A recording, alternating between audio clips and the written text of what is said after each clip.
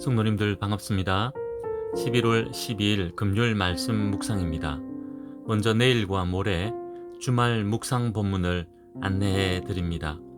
토요일 묵상 본문은 사사기 6장 11절에서 24절 말씀이고, 주일 묵상 본문은 사사기 6장 25절에서 마지막 40절 말씀입니다.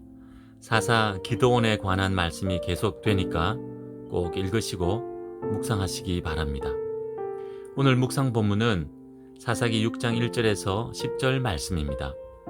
또다시 이스라엘 백성들은 하나님을 떠나 악을 행합니다. 이번에는 미디안으로부터 박해를 받았습니다. 이 박해로 굶주림이 심각한 상황에 이르자 하나님께 부르짖기 시작합니다. 본문 1절에서 5절 말씀입니다. 1절은 이렇게 말씀합니다. 이스라엘 자손이 또 여호와의 목전에 악을 행하였으므로 여호와께서 7년 동안 그들을 미디안의 손에 넘겨주시니, 하나님께 또 악을 행했다고 합니다. 지난번 묵상하면서 나누었는데, 여호와의 목전에 악을 행했다는 것은 하나님 보시기에 악을 행했다는 의미입니다. 하나님 눈에 악하게 보인 것입니다. 그들의 눈에는 악하게 보이지 않아 그렇게 행하고 있는 것입니다. 영적인 눈이 어두워지고 감겨버린 것입니다. 오늘 본문에서도 우상 숭배의 어리석음을 지적합니다. 사사기 5장 말씀을 통해 이스라엘 백성들이 하나님의 구원의 은혜를 찬양하고 기뻐했던 모습이 생생합니다. 이렇게 나와 감사하며 은혜를 구했을 때 하나님께서는 이스라엘 백성들에게 평안의 은혜를 부어 주셨습니다. 사사기 5장 마지막 31절 하반절은 이렇게 말씀합니다. 그 땅이 40년 동안 평온하였더라. 그 땅에 평온이 찾아오니 또다시 서서히 이스라엘 백성들의 영적인 눈이 어두워진 것입니다. 모든 것이 잘 되고 모든 것이 형통할 때 더욱 영적으로 깨어 있어야 하며 겸손하게 하나님 앞에 서야 하는데, 그것에 실패한 모습을 보여주고 있습니다. 이렇게 영적으로 또다시 타락한 그들을 하나님께서 또다시 징계하십니다.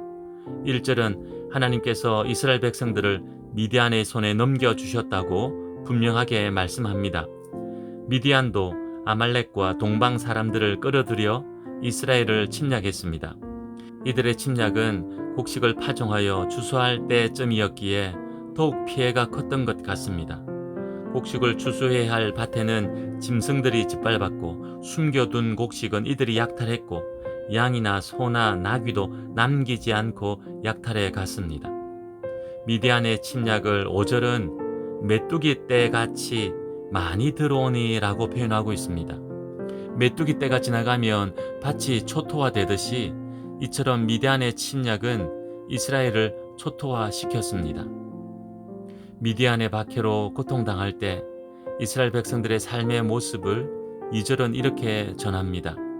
이스라엘 자손이 미디안으로 말미암아 산에서 웅덩이와 굴과 산성을 자기들을 위하여 만들었으며, 웅덩이와 굴을 파 살았다는 것입니다. 몸을 숨기고 곡식을 숨겨 겨우겨우 연명하고 있었던 것입니다. 오늘 말씀을 통해 또 한 번 분명하게 목격합니다. 여호와의 목전에 악을 행한 결과는 이처럼 참혹하다는 것을 말입니다. 그런데 오늘 본문과 함께 성경 말씀을 통해 반복해서 깨닫게 되는 것은, 영적으로 깨어 있지 않으면 죄를 지어도 하나님 앞에 악을 행해도 그것이 죄인지 악을 행하는 것인지 모르더라는 것입니다. 그래서 점점 하나님의 심판을 자초하더라는 것입니다. 저는 이 모습을 복음서에 나오는 종교 지도자들을 통해 가장 극명하게 보게 됩니다. 안식일의 주인이신 예수님을 안식일을 범했다고 정죄하고, 하나님의 아들이신 예수님을 하나님을 모독했다고 정죄하여 십자가에 못 박아 죽인 것입니다. 예수님을 십자가에 못 박으면서도 자신들은 잘했다고 착각합니다. 자신들의 종교적인 전통을 지켜냈다는 자부심이 가득합니다. 하나님 잘 믿고 있다는 것입니다. 어떻게 하다 이렇게 되었습니까? 오늘 본문의 이스라엘 백성들도, 복음서의 종교 지도자들도 처음부터 그러진 않았습니다. 순수하고 열정적인 믿음으로 하나님을 찬양하고 감사했습니다. 그래서 하나님께서 평안의 은혜를 주셨습니다. 그렇게 평안할 때 더욱 말씀과 기도로 항상 깨어 있어야 하는데 점점 믿음은 형식적으로 굳어지고 세상의 달콤한 것들을 맛보며 세상 따라갑니다. 믿음 생활도 세속적으로 변질됩니다. 그렇게 해도 당장 아무런 문제가 생기지 않습니다. 그렇게 하나님을 떠나는 삶이 하루하루 쌓이다 보면 어느새 하나님으로부터 멀리 떠나와 있게 됩니다. 그래도 잘 모릅니다. 그러니 계속 그렇게 살게 됩니다. 그러다가 하나님의 호통 소리를 듣게 되고 하나님의 징계를 받게 됩니다. 오늘 우리의 모습을 돌아봅시다. 영적으로 깨어있기 원합니다.